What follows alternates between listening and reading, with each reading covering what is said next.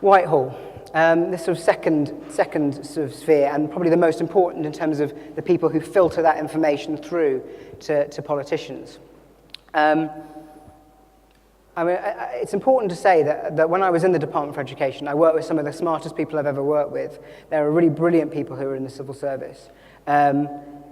But the system, the structure of the department, not just the Department for Education, but all government departments, is bonkers. It's completely crazy. It's a relic of when the civil service was first created, and it makes no sense at all if you're trying to operate in an evidence-based world.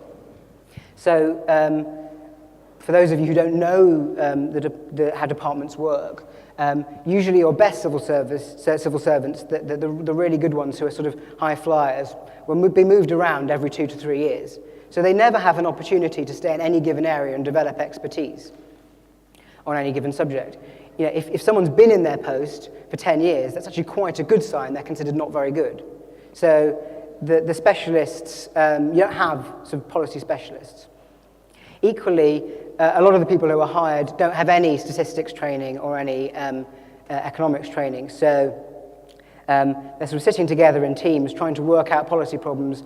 They don't have any expertise in the area they're talking about, and they don't have the training to understand the available evidence. So it's really possibly the worst way to use what are often a very good collection of individuals. There's a number of things that could be done to improve that. The first of which is that every civil servant should have some basic training in how to use evidence. I can't see why you wouldn't roll that out across Whitehall. Even if it's only a couple of days, it would be a lot better than it is at the moment. The second point is that not only do you have these teams of people who aren't specialists and who don't have training in how to use evidence, you do have people who are statisticians and are good at interpreting evidence. They're just in a different bit of the building, and they never talk to the people who do the policy, which is really mad. They're sort of kept off in a separate department, and you can ask them questions like, you know, how would I understand the, you know, how could you show the improvement in London schools over the last 10 years? And I'll come up with some really interesting ways of showing the evidence for you. But they're not actually sitting with the policy teams to help them develop the policy and the recommendations in the first place.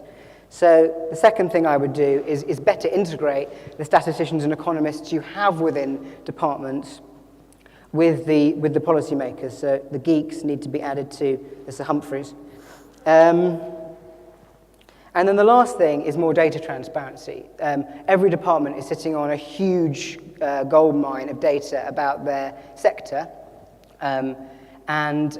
This government, one of the really good things it's done, in my view, is that it has pushed out a lot more of data than before, but there's still masses of data that isn't there. And when it is put out, it's not in an easily usable form. And the stuff that isn't put out is almost impossible to get at. So you've got very frustrated researchers in all sorts of fields across the country, desperate to get a data the government holds, but it simply doesn't release it. And that's partly just because the systems haven't been put in place and it never seems to be a political priority. But also because departments are quite like to hoard data, and they're scared of what might happen if they let it go. But I think it would be a really powerful signal to send to make it much more easy to get access to government data.